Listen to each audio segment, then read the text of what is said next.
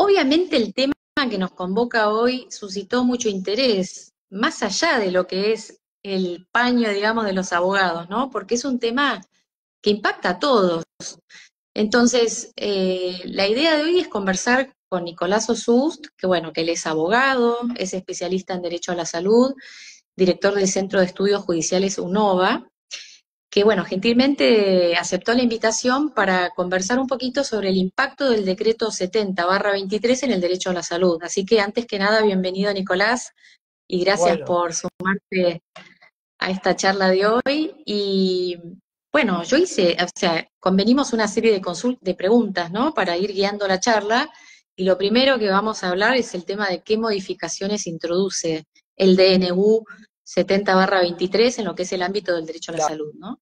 dale. Bueno, primero, mil gracias por la invitación. Me pone contento por el interés y obviamente que entiendo por qué situación trae interés esto y es malísimo que sea por esa situación que todos están pasando, que tenga mucho interés tanto para abogados como para no abogados este tipo de temática. La verdad es que yo me dedico a esto hace alrededor de 10 años. Éramos cuando yo arranqué un grupo muy chiquito de abogados que se dedicaba al derecho a la salud, era como un nicho muy específico. Y bueno, ha crecido un poquitito más, pero ahora como que explotó y hay un montón de colegas que les interesa la temática, no solamente en lo que tiene que ver con, bueno, el tema que vamos a conversar hoy, que es básicamente cuáles son las modificaciones que implementa este decreto y los subsiguientes que ocurrieron este año en base a ese decreto, sino también lo que tiene que ver con prestaciones y demás cuestiones. Yo para avanzar en la primera parte, en la primera pregunta, la primera inquietud como disparador, me parece interesante hacer un marco sobre cómo era antes de la sanción del decreto nuestro sistema normativo referenciado con el derecho a la salud. Entonces, nosotros tenemos con que hasta el año 1994 el derecho a la salud era un derecho implícito en el artículo 33 de la Constitución Nacional, no tenía más raigambre constitucional o mayor normativa que esa, y a partir de la reforma del 94, en dos artículos en particular, que es el 42, que específicamente habla del derecho del consumidor al derecho integral de la salud, y también el artículo 75, inciso 22, al incorporar los tratados internacionales, se le da esta estatura de norma jerárquica, lo cual tiene un impacto enorme para todos nosotros a partir de ese momento, porque en esto en esta tensión social que generalmente hay entre los distintos derechos, eh, lo que sucede es que arrancamos con una norma que los va a defender o que va a establecer como parámetro lo más alto de la escala normativa. Nosotros, en base a eso, vamos a básicamente tener un sistema de salud regido por tres grandes colectivos de cobertura. La cobertura de las obras sociales, las obras sindicales o las de dirección, que son básicamente aquellas entidades que dan cobertura de salud a los empleados en relación de dependencia, y también a los monotributistas que acceden por el aporte que dan de empresas de cobertura de salud a la obra social que eligieron.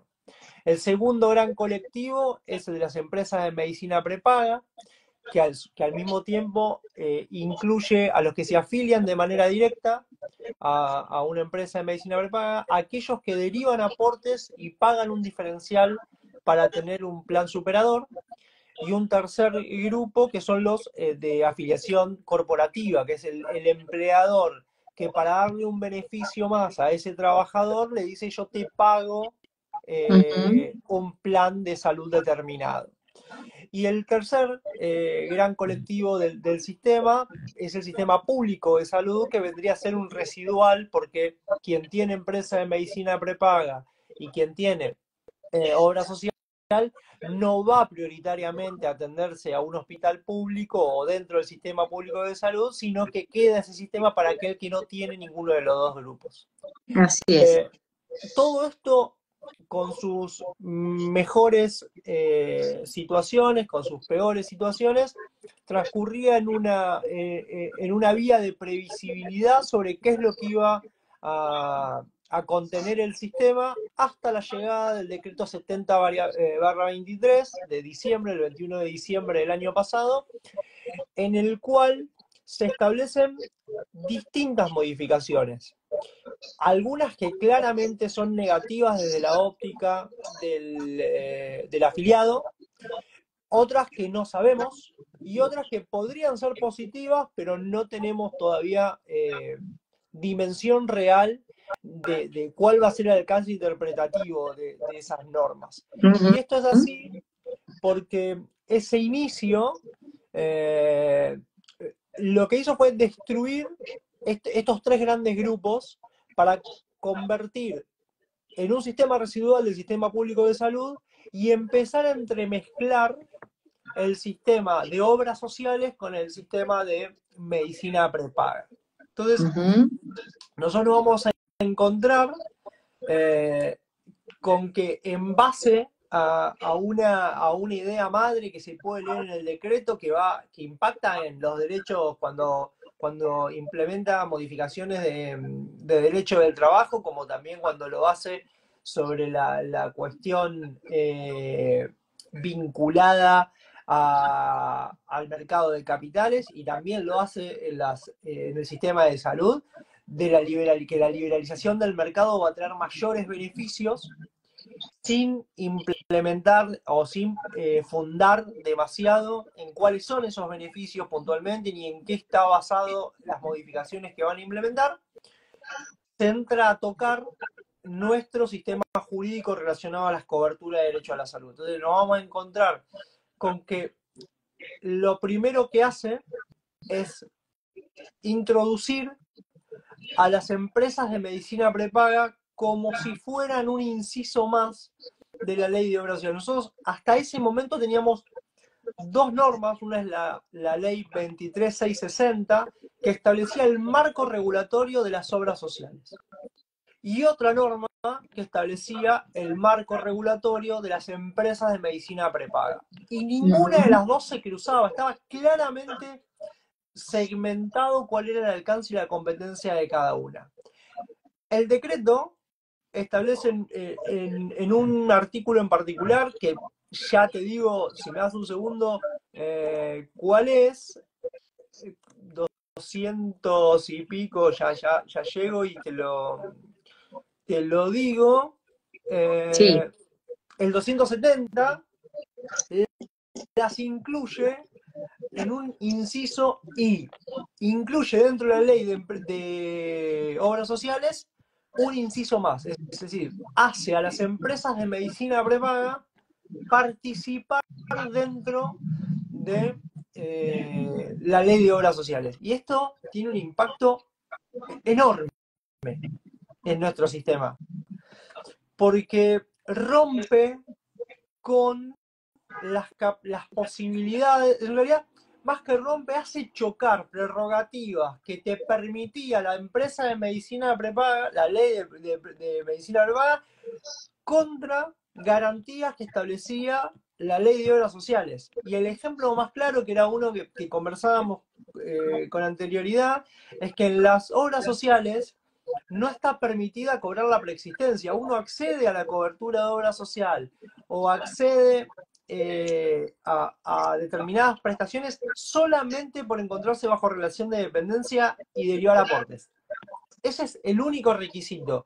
Con ese requisito, la obra social de la actividad tiene la obligación de aceptarlo. Entonces, no hay preexistencia para tarifar.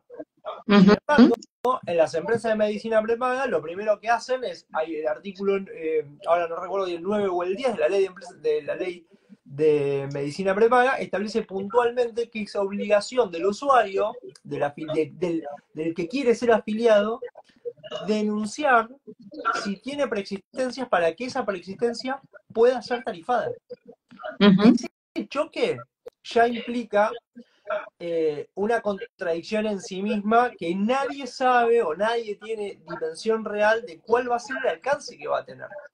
Porque claro, directamente, ¿qué va a decir el afiliado? Vos no me podés cobrar preexistencia porque sos una obra social, estás dentro del régimen de obras sociales, y la empresa de medicina prepaga dice, no, pero la ley de medicina prepaga no se derogó. Todo el claro, hay resto está como vigente.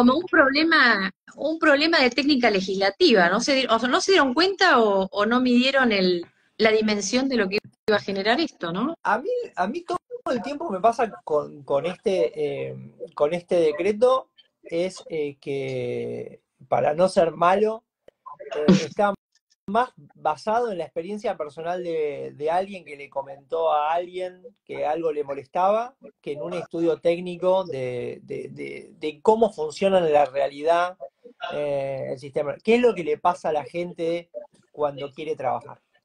Eh, Ujú. Cuando quiere acceder a una empresa de medicina prepaga, cuando quiere acceder a una prestación, cuando tiene una necesidad específica, parece más como yo tengo un amigo que le pasó tal cosa, ¿cómo hacemos para solucionarlo? Sin pensar cuál es el alcance real, que a una modificación normativa que se pueda sostener en el tiempo. Claro. A mí hay algo que me llama muchísimo la atención, que es que vos no encontrás en el texto ninguna referencia a un cálculo actuarial de qué pasa con esto. No hay nada. ¿Cuántas personas van a ir de un sistema al otro? Eh, eh, ¿Qué pasa? Acá hay algo que yo no dije antes, pero que es otro de las modificaciones, que es la liberalización del mercado de planes de salud. El Ujú. decreto establece la posibilidad, mejor dicho, no establece la posibilidad, deroga la obligación que establecía el artículo 17 de, para poder subir el valor del plan de cobertura, había que presentar la estructura de costos ante la superintendencia. Básicamente había que presentar dos cosas ante la superintendencia que son importantísimas. Una, que es recontra visible porque la ve el usuario cada vez que tiene que pagar la factura, que es el costo de la misma. Entonces, ¿qué tenía que hacer la empresa de medicina prepaga? Decía, bueno, yo tengo un plan de salud, el plan de salud vale tanto por esta razón. Y presentar una estructura de costos. Es cuántos afiliados tiene, cuánto sería la cápita, cuáles son los costos para brindar esa prestación al afiliado. Ujú. Y al mismo tiempo hay algo que no se ve, pero es igualmente importante, que es tenía que presentar cuáles eran las prestaciones que iba a dar y de qué calidad eran esas prestaciones que iba a dar. Ahora esa obligación está derogada. Entonces, el, la cuestión de contralor sobre la estructura de costo de la empresa y las prestaciones que guardan relación con esa estructura de costo, no la tiene nadie. No la tiene ni la superintendencia ni la tiene el afiliado. Porque acá hay algo que importante, que es lo que nos pasó a todos o que les pasó a la gran mayoría, que es que le llegó un mail seguramente los últimos días de diciembre, Sí. notificándoles el aumento en un porcentual de lo que era la factura. Bueno, en esa carta no hay una explicación técnica. Bueno, estos son mis costos, a raíz de los costos que yo tengo que aumentarte el 40%, el 30%. No hay una explicación. Entonces, lo que terminó sucediendo es que ocultan tanto al afiliado como a la superintendencia cuál es su estructura de costos. La segunda variable que tenía la superintendencia cuando recibía eso y podía dar la autorización era actualizar o permitir aumentos, teniendo otra variable que era el RIP, es decir, bueno, ¿cuánto suben los salarios? Es verdad, esos son tus costos, pero ¿cuánto subieron los salarios? El usuario, el consumidor, ¿está en condición de absorber todo el aumento que vos le querés traspasar? En eso, en ese juego, en ese equilibrio que le daba tener la estructura de costos por un lado y por el otro tener el índice salarial, autorizaba y permitía esa cuestión.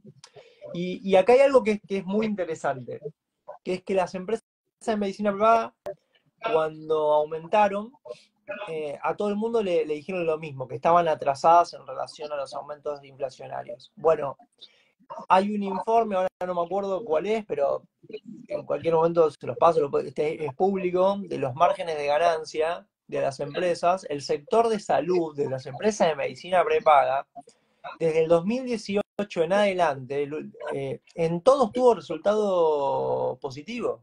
Entonces, es decir, aún con la estructura de costos que tenía, aún con los aumentos autorizados por la superintendencia, daba ganancia. Entonces, no es que era deficitaria y el sistema estaba comprometido. Por el contrario, daba ganancia, la pasaban bien y estaban soportando, el sistema estaba soportándose con los pagos que estaban haciendo las personas en sus afiliaciones. Entonces, es muy complejo de justificar aumentos de cuota cuando no muestran la estructura de costos, no muestran la calidad de las prestaciones, y cuando uno ve cuál es el resultado operativo de esas empresas de los últimos 6 años, son todos positivos. Positivos, Bien, claro. eso es una muestra del impacto que tuvo real. Y hay algo que es lo más evidente. Esto se supone que se hizo porque iba a mejorar el mercado. Las empresas, al liberar los precios, iban a competir por a ver quién tenía las mejores prestaciones al menor costo. La verdad que se cartelizaron. 3 días, Sí. o sea, el decreto salió el 21. Entre el 25 y el 30 de diciembre, todas las empresas, o mejor dicho, las empresas que contienen la mayor cantidad de usuarios del sistema, aumentaron todas lo mismo. 39,8, 40, 41, 42. Entonces lo que lograron es, y aparte fue un aumento sostenido, fue aumento para enero, para febrero y para marzo. Aumentos que superan el 80, 90, hasta el 100% del valor de la cuota cuando uno hace el cálculo acumulativo. Y Claro, hay, sí. sí, y hay algo que es que parece que se olvidan todos, que es que el derecho a la salud tiene básicamente dos principios. Uno es el de integralidad, y no hablo de la cobertura integral que tienen las personas con discapacidad por la ley, sino que el derecho a la salud no tiene que estar mirado solamente desde la salud de la faz física, sino también de la emocional, del espíritu, de poder transitar en un buen estado por la vida. Y la segunda es el del principio de progresividad, que ahí sí guarda una relación directa con el derecho del trabajo, que es que cuando se avanza en el reconocimiento de derechos, no se puede retrotraer en los mismos. Y esos son dos pilares que tiene el derecho de salud, no porque lo diga yo, sino porque así lo dijo la Corte Interamericana en el fallo Poblete, que es un caso puntual, si no mal no recuerdo, es contra el Estado de Chile. Este tipo de cuestiones, este tipo de avances que han tenido este decreto, impactan directamente en el derecho a la salud. A esto se le suma que lo que intentaron, por lo menos vendernos con la emisión del decreto, es que las personas iban a poder desregular de manera directa sus aportes sin intermediación de una obra social directamente a las empresas de medicina prepaga. La realidad es que en la práctica no existe, porque para que eso suceda, las empresas de medicina prepaga tenían la obligación de anotarse en un registro especial que se creó con uno de los decretos posteriores. Si no recuerdo mal, es el 171 del 2024.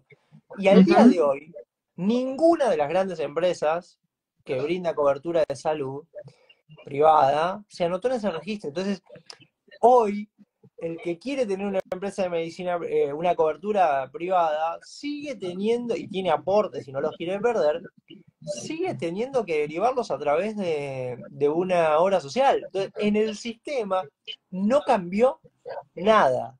A esto Claro. le podemos sumar otro sinfín de cosas negativas, como la eliminación, la derogación de la LAP. La LAP era el organismo público que establecía dos cosas: la posibilidad de dictar políticas públicas de intervención en el mercado de medicamentos, y también crear laboratorios. ¿Qué es lo que se hacía en la práctica? Los medicamentos de consumo masivo, intervenía el Estado dando creando un medicamento, como siempre digo, lo doy como ejemplo, el ibuprofeno, a un bajo costo. Entonces eso obligaba a que los otros laboratorios que vendían ibuprofeno bajen. Claro.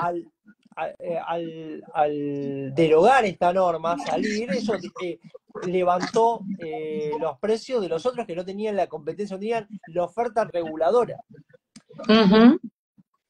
Entonces, no hay una cuestión que se haya introducido a través de este decreto que sea positiva desde el punto de vista del usuario. No existe eso. Por el contrario, toda norma, toda modificación que introdujo la norma, o trae dudas o las certezas que trae son en contra del afiliado. Y mientras tanto, el afiliado lo único que puede hacer, sobre todo teniendo en cuenta el tema del incremento brutal, ¿no?, que han tenido, son los amparos, que es lo que está saliendo, digamos. Después de ese decreto, eh, la gente lo único que tiene es poder hacer amparo. ¿Qué Sí, pasa con esos amparos? no tiene margen. La realidad es que hoy los amparos están teniendo una suerte disímil. La única buena noticia es que yo por lo menos no tengo conocimiento de que haya rechazos in limine del amparo o nada por el estilo. Los que he visto que no han tenido rechazo de cautelar, yo creo que ha sido mal rechazada y que lo que se le ha rechazado más que nada para ganar tiempo. Esos los rechazos Sí, que ha no habido. han logrado probar o la verisimilitud del derecho o el tema del peligro en la demora, ¿no? Que Bueno, muchas veces no, es lo que hace que se rechace la medida. yo ahí lo quiero ver, ¿eh? Yo me sentaría con el que redactó eso y le quiero que me cuente cómo una Claro, persona que accede a una cobertura de salud que pagaba 100 pesos y pasa a pagar 500 pesos por la misma cobertura, sabe que no va a llegar a pagarlo porque no tiene ingresos para pagarlo, sabe que le van a cortar las prestaciones, no tiene un claro. peligro en la demora y más si tiene una enfermedad. Por eso creo que eso, como el rechazo de la cautelar no causa estado, si alguien puede volver y demostrar que se revirtió esa situación que el juzgado entiende que no estaba probada, uno puede volver a pedir la medida cautelar. Entiendo que se hizo para ganar tiempo a ver qué es lo que pasaba. Claro. También creo que los juzgados estaban tratando de aunar algún tipo de criterio y por eso relativizaban la decisión. Creo también que la justicia es lo último que nos queda. Entonces, tiene que tomar una medida, tiene que asumir ese costo. Para eso están en los cargos en los que están, para eso tienen ese tipo de responsabilidad y empezar a dictar en este momento medidas cautelares para garantizarle a los afiliados que van a poder seguir teniendo la cobertura de salud. Ahí hay básicamente tres grandes juicios que uno conoce, ¿no? Que tienen trascendencia pública. El primero de todos fue Wilson. Wilson es un amparo en el cual se planteó la inconstitucionalidad de un decreto y se demandó a una empresa de medicina prepaga y al Estado Nacional.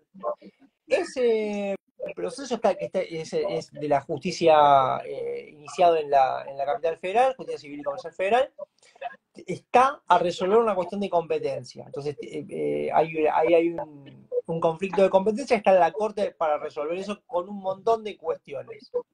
¿Qué es lo que sucede con un montón de inicios? Bueno, suspenden los procesos o los remiten directamente a Wilson y bueno, vamos a ver qué pasa cuando Wilson se resuelva. Después tenemos los otros dos más conocidos desde el lado positivo. Uno es el de Brofly, que es el del italiano, en el cual un amparo individual, la jueza entendió con buen criterio que tenía incidencia colectiva, entonces lo mandó a anotar en el registro, lo transformó en un amparo de incidencia colectiva y lo abrió a que cualquiera se pueda adherir, más obviamente cumpliendo con los requisitos que tiene ese amparo colectivo, que tenía que ver con cuál era el sujeto que estaba cubierto y cuál era la demandada que estaba cubierta. Básicamente, cualquiera que tenga como cobertura de salud del hospital italiano, puede ir ahí a plantear la adhesión a ese proceso colectivo y pedir la extensión de la medida cautelar que ya dictó mientras sigue el proceso. Y el tercero es uno que nunca recuerdo bien el nombre, es las siglas son MFI, contra OSDE, Contra OSDE, de del Juzgado Federal Concepción de del Concepción Uruguay. del Uruguay. Sí. Claro, que también tiene eh, un, una forma de resolver el conflicto de la misma manera que lo están haciendo con el del hospital italiano. Se inició como un amparo individual, luego se transformó en un amparo de incidencia colectiva y se lo mandó al registro y se otorgó una medida cautelar y el que quiere se puede presentar. En ese caso particular, en ambos casos, lo que se plantea inicialmente es que el actor es una persona jubilada y que no, con los ingresos que tiene no tiene la capacidad de cobertura, pero lo interesante de ese fallo, que es algo de lo que yo ya dije con anterioridad, que a mí me parece que suma mucho, es esto de que la derogación del artículo 17 impide a un tercero poder hacer contralor sobre la estructura de costos y por qué merecen esos aumentos. Uh-huh. Eso va a limitar puntualmente, vendría a ser un criterio objetivo. O sea, hay criterios que están estableciendo los juzgados para otorgar medidas cautelares que están basados en la persona. ¿Qué requisitos o qué particularidades tiene esa persona? Si es jubilado o no es jubilado, si tiene una discapacidad o no tiene una discapacidad, cuál es la Claro, capacidad la de cumplir enfermedad. eso, si hay una enfermedad preexistente o no. En este caso es un requisito más objetivo. Bueno, usted impuso un aumento. ¿En base a qué puso un aumento? ¿En qué se justifica? Porque en el fondo acá va a haber una tensión que alguien va a tener que resolver, que será un juez de primera instancia, luego alguien en una alzada y por último la corte. ¿De qué Claro. se privilegia? ¿El derecho a la propiedad de las empresas de medicina prepaga y su capacidad, el derecho a la empresa o el derecho a la salud de las personas? Bueno, en el medio va a haber un equilibrio. Y alguien lo va a tener que resolver y yo creo que lo tiene que resolver la justicia en base a un montón de precedentes que tiene, en los cuales se reivindica el derecho a salud. Nosotros en Argentina en esto hay un montón de cosas, nos pueden parecer que están mal o más o menos o lo que sea, pero la normativa del derecho a la salud creo que es de la más progresiva de la región. Uh-huh. Es una gran normativa de protección de las personas y yo creo que la Corte no se va a escapar de eso ni va a contradecir precedentes que tienen dictados tanto en la Corte como lo tienen dictado en otras instancias, ¿no? Sobre todo los civiles y Sí. comercial federal, que son los que más han tenido a lo largo de la historia por una cuestión de competencia este tipo de temáticas. Acá están diciendo, por ejemplo, que en los juzgados federales de Loma de Zamora rechazan las cautelares. Después, acá dice que en Rosario uno de los juzgados rechaza el amparo y el otro los ordinariza. Nada, cuentan las experiencias, ¿no? Sí. De lo que está pasando. Y esto va a Hay ser amparos así. donde, sí, acá dice hay amparos donde el dilema es la competencia. Hay amparos rechazados porque consideran que no hay peligro en la demora. Es decir, no todos los amparos están teniendo dictamen judicial favorable. Eso es cierto porque nosotros nos dedicamos a publicar jurisprudencia y yo he visto rechazos. Después, bueno, dieron el apellido completo del fallo MFI, que es Morsenti, pero bueno, está siglado por razones obvias. Y entonces pregunta, ¿para adherirse al amparo colectivo es necesario que sea la misma prepaga o puedo adherirme siendo de otra empresa prepaga? Bueno, a ver, técnicamente uno tiene que cuadrar en el objeto y el sujeto. Eso es para poder estar dentro del colectivo, si no, uno no puede estar dentro del colectivo.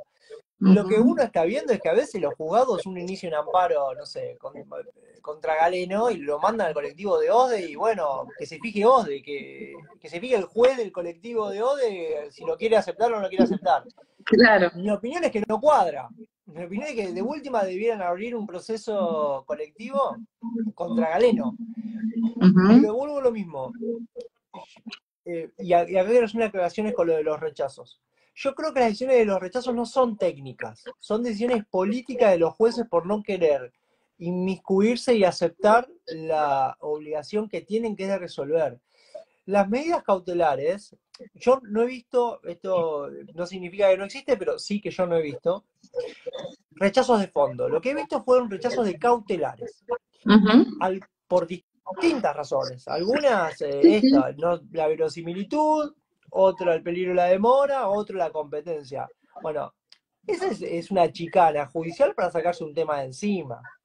La Ujú. realidad es que yo tengo otro precedente puntual mío en el cual me dictaron la medida cautelar y me suspendieron por 6 meses, que a mí me pareció hasta una decisión salomónica, para decirlo de alguna manera. Ujú. Me dictaron la cautelar, retrotrayendo el aumento a diciembre, me suspendieron el proceso perdón, la cautelar por 6 meses y suspendieron el proceso por 20 días a la espera del resultado de Wilson.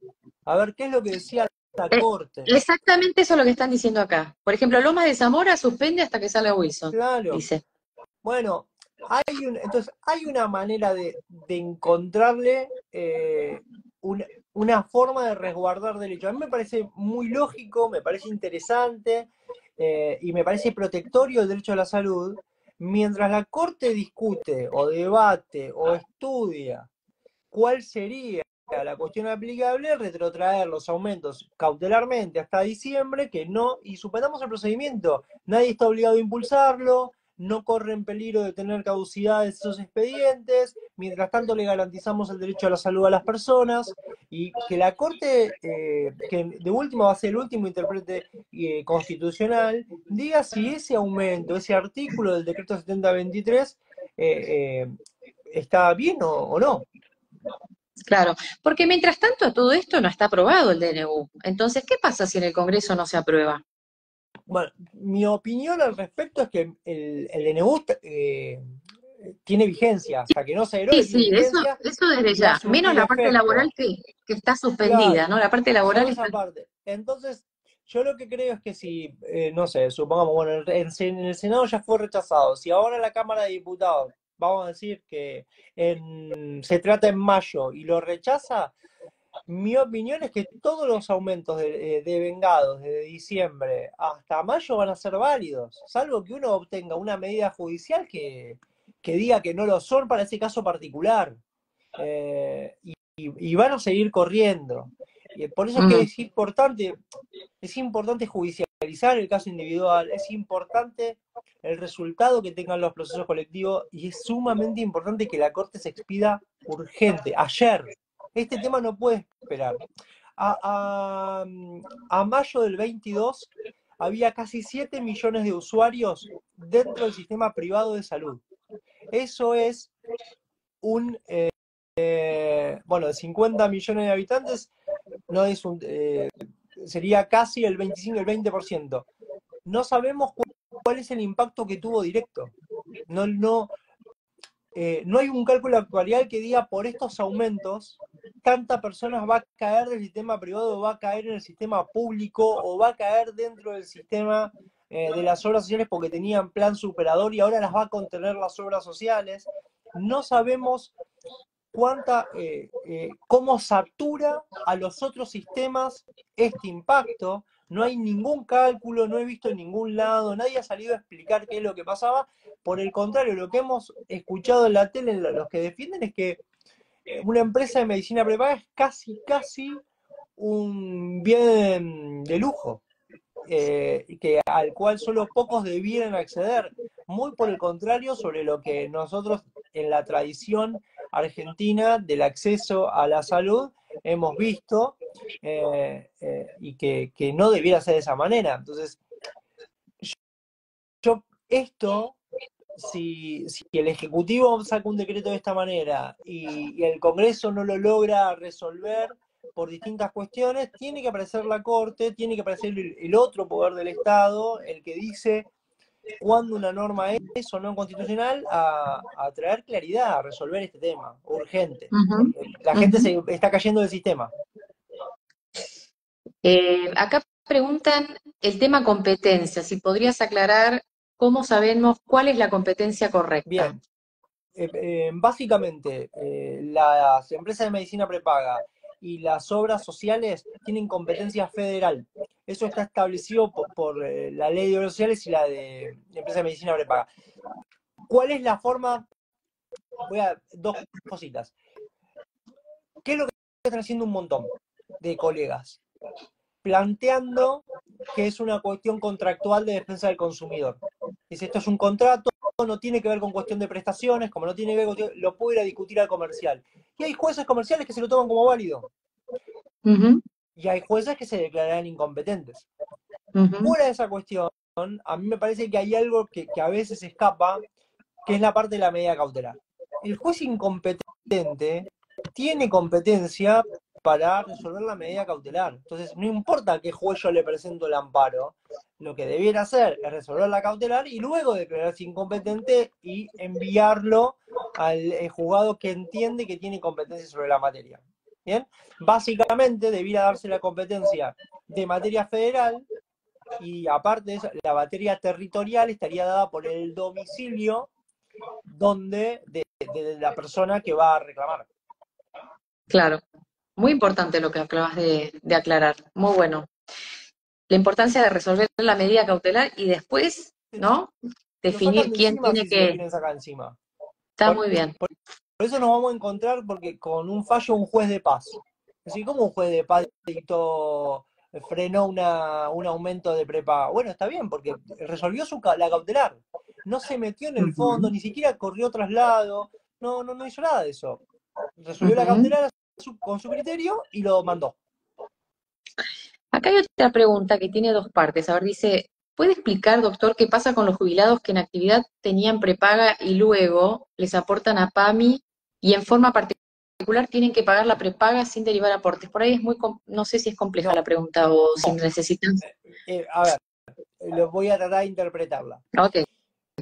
Si el ahora jubilado, antes, como trabajador activo, derivaba aportes de la obra social a una empresa de medicina prepaga, es decir, utilizaban una obra social de intermediación para derivar aportes a una empresa de medicina prepaga, ese trabajador al momento de jubilarse lo tiene que hacer cuando se jubila, no tiempo después, tiene el derecho a mantener la cobertura de la obra social con el plan superador para luego derivar esos aportes que tiene en el PAN. En ese caso existe el derecho y en la práctica solo se obtiene judicialmente con un amparo.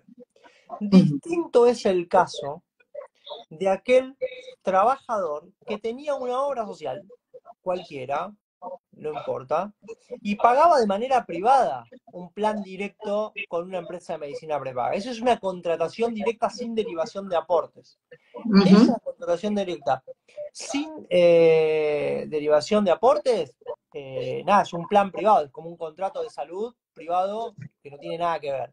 Ahora, en el primero de los casos, que es muy común que un trabajador tenga una obra social y derive aportes a una empresa de medicina prepaga, al momento de jubilarse tiene derecho a mantener esa cobertura que estaba teniendo derivando esos aportes. Entonces, lo que le va a pasar es que esos aportes, el ANSES, en vez de mandárselos al PAMI, va a agarrar y se los va a mandar a la obra social para que la obra social se los derive a la empresa de medicina prepaga y se los compute dentro de su cuenta de aportes.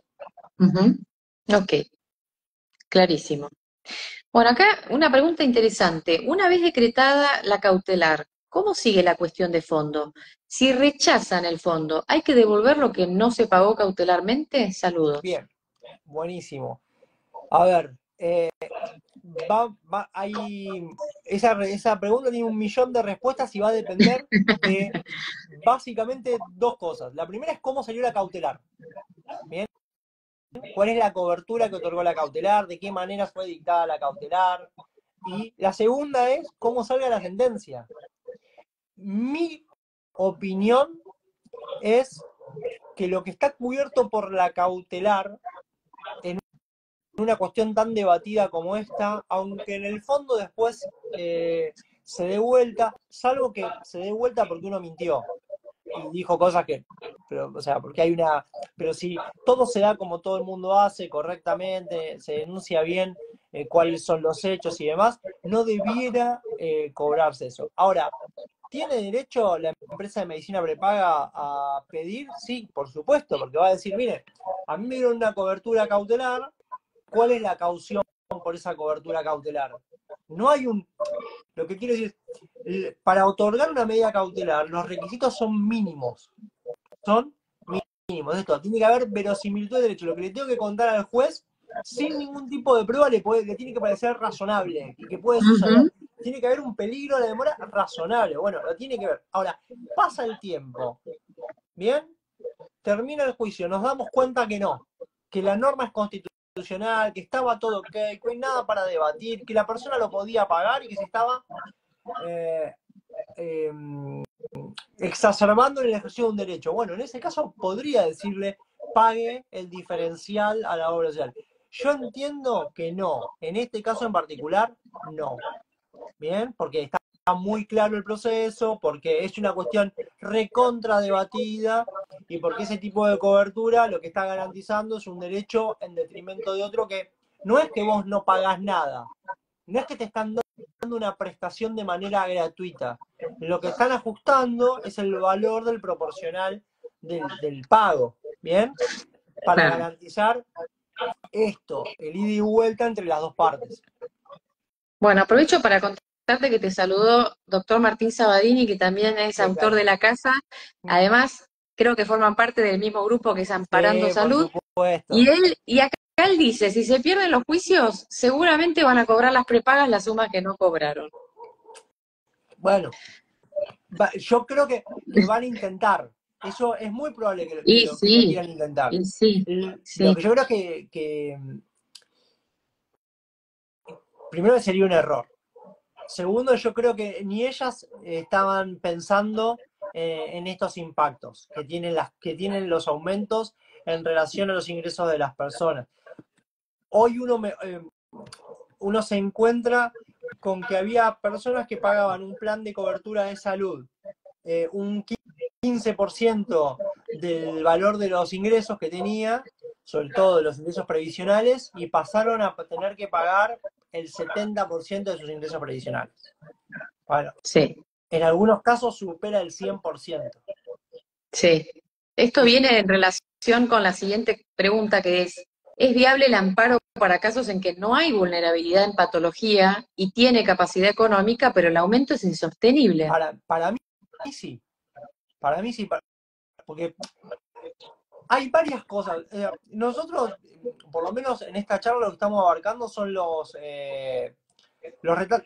detalles como más gruesos, donde hay es tan evidente la desproporción y es tan evidente el daño que yo no necesito ser abogado para darme cuenta que una persona de 85 años que tiene una patología de base de hace un tiempo, si no tiene la cobertura de salud que la viene estudiando hace 20 años, se va a morir o va a tener menos posibilidad de acceder a un mejor recurso médico. Eso es evidente. Ahora, Ujú. realmente lo que uno ve que está pasando acá es que hay una desproporción tan grande, basada en la nada misma. No hay nada para... Yo no tengo forma de chequear que lo que me están cobrando guarde relación con los costos que están pagando. Y al Ujú. mismo tiempo, esa desproporción, en el aumento, que tiene una base a todas luces arbitraria, no garantiza de ninguna manera que yo puedo seguir utilizándola. Ahí hay algo que es central, que no tiene que ver con las patologías previas, no tiene que ver con la edad, no tiene que ver con los saberes, sino que tiene que ver con estas dos cosas que decía antes. La cobertura integral del derecho a la salud, por un lado, la progresividad del derecho a la salud por el otro. La empresa de medicina prepaga no es que puede tarifar su plan de salud a lo que se le cante y yo lo tengo que pagar y si no me quedo afuera. Eso, sobre todo, si yo tengo una cobertura con anterioridad a la entrada en vigencia del decreto. Entonces, no me pueden modificar el contrato de prestación como, unilateralmente como quieren, porque no me permiten a mí garantizarme ese acceso. Ujú. Entonces, obviamente, esto es una verdad de perogrullo, es más sencillo o más evidente demostrar el perjuicio si uno acumula un montón de requisitos como la edad, los ingresos, las patologías previas o una discapacidad. Ahora, si yo, no sé, accedí al plan joven, no tengo ningún problema, tengo capacidad, ¿por qué yo tengo que pasar de pagar el 15% de mis ingresos al 40% de mis ingresos? Claro. Porque sí, porque se les cantó. Sobre todo esto, sin que yo tenga ningún tipo de capacidad de análisis sobre el tema. Ujú. Sí, sí, es confiscatorio prácticamente, por decir Sí, sí, sí, suavemente, gravísimo. digamos. Sí, Acá te pregunta también, doctor Sabadini, está full. sí. Pregunta por qué no se resuelven los juicios en el ámbito de Cava. ¿Por qué pensás vos que no se resuelven? Yo estoy convencido que es una decisión política no resolverlo. Nadie quiere resolverlo porque implica directamente meterse con intereses de alguien y están esperando que aparezca alguien, algo superior a resolverlo. Por eso es que Ujú. están derivando por eso todo el mundo deriva los amparos, o tratan de derivar los amparos a Wilson. Porque la necesidad que hay sobre esto es que aparezca la corte y resuelva. Wilson, ¿en qué Tire, estado está actualmente? ¿En está qué en la corte instancia para está? resolver competencia. No, ¿qué? Pero, yo creo que lo que se espera más que resolver eso es que la corte agarre y diga, bueno, listo, ya lo tengo yo, bueno, esto lo tiene que resolver tal, entrar a tirar lineamientos, aunque no resuelva el fondo, que básicamente les diga para dónde tienen que ir. Ok, Que cite algunos antecedentes jurisprudenciales, una línea de decisión sobre algo que le pega a todo el mundo. exacto. Bueno, y acá íbamos terminando porque ya te robé un montón de tiempo, pero pasa, está súper interesante. Al reclamo previo que exigen algunos juzgados, ¿cómo es Sí, mejor cumplirlo? ¿Carta, documento, nota? ¿Qué yo es lo, lo que sugerís? lo, yo lo que siempre recomiendo es manden una carta de documento. Si no pueden, por una cuestión de costo, a las obras sociales le pueden mandar telegrama colacionado, porque está permitido, habilitado por la ley del telegrama. A las empresas de medicina prepaga debieran mandar una carta de documento, presentar una nota, lo que sea. ¿Qué es lo que me pasa con la nota? Esto es más de abogado que por ir de la práctica. Que yo no tengo ganas de después me la desconozcan o que ese sello no es. La carta de documento la deja alguien que da fe pública. Nadie discute la veracidad de la carta de documento cuando está un sello de recepción o la firma de recepción de alguien. Y eso cumplimenta. Lo que a mí me parece importante, el otro día estaba charlando en un grupo, es que el requisito de agotar la vía administrativa que dispone la ley de amparo en el artículo segundo se agota solamente con la intimación. No es que yo tengo que meterle un recurso de alzada o tengo que plantear alguna cuestión administrativa. No, yo mando una carta de documento. Guardan silencio, hay una contestación ambigua, o hay un rechazo, yo ya tengo habilitada la vía del amparo para ir a reclamar la cobertura que quiero, en este caso, eh, la baja, ¿no? El que se retraigan los aumentos. Sí, acá preguntan si ya que la comunicación del aumento fue por mail, si también se puede intimar por mail. Sí, a mí lo que me pasa con el mail es que para mí no tengo forma de probar la velocidad. A mí me desconocen el mail y yo Ah, pero tengo que mandar una para eso hay pericia, que seguir claro. las charlas, para eso hay que seguir las charlas de Claro. prueba, electrónica. Yo todavía se lo dejo a los que me siguen eso. Claro, no, pero hay forma, hay forma. Lo que pasa que, bueno, no es fácil, hay que ayornarse. Pero bueno, es prueba digital eso. Mm. Bueno, yo, Nicolás, te agradezco muchísimo este No, ratito que nos no, yo te regalaste. La verdad agradezco a que vos. fue muy linda la charla, me parece que fue súper clara, pasaste varios conceptos. Y de paso vamos a contarles que el mes que viene, ahora no tengo la fecha, estoy sin la compu, pero, porque esto se hace todo por celu, pero vamos a estar igual avisando de una masterclass que vas a estar dando sobre eh, el ABC, ¿no? De lo que es un amparo de salud, cómo hacer un amparo de salud, que me parece que es un tema que nunca abordamos en una masterclass y me parece muy interesante y más en este momento, ¿no? Quizás el que todavía no se animó a hacer un amparo, bueno, y tiene algún conocido, ¿quién no tiene que quiera hacer un amparo en este momento de salud? Se puede animar a hacer un amparo. Así que bueno, nos vas a estar contando cómo es el paso a paso. Dale, yo los Y acá te están invito felicitando. que no tengan miedo, que se animen, que es una rama del derecho interesantísima, es tan atrapante como cualquier otra. Y la verdad es mi opinión es que de las más gratificantes que hay, Eso sin porque duda. yo entiendo muchas veces que, no sé, conseguir una indemnización laboral, a alguien lo puede poner muy contento, pero cuando uno obtiene determinadas coberturas de salud, o el otro día nos pasó que logramos que cambiar la jurisprudencia de Rosario, de la Cámara de Rosario, en cuanto ellos asimilaban a la discapacidad con una preexistencia.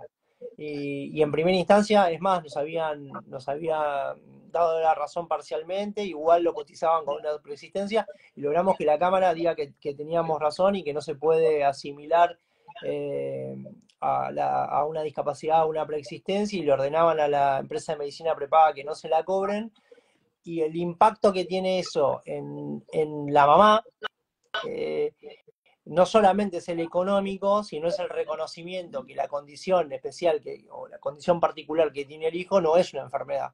Y eso es muy importante, es gratificante para la persona que lo recibe, y obviamente uno hace un trabajo intelectual que también se siente gratificado cuando le da la razón. ¿Qué te parece? Y además son temas siempre tan sensibles y Sí, tan claro.